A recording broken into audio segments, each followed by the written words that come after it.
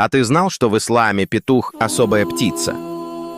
Пророк Мухаммад, саллаллаху алейхи вассалям, сказал: «Не ругайте петуха, ведь он предупреждает людей о молитве». Петух – не просто птица. Он видит то, что скрыто от нас. В хадисе сказано: «Когда вы слышите крик петуха, просите у Аллаха милости, ибо он увидел ангела».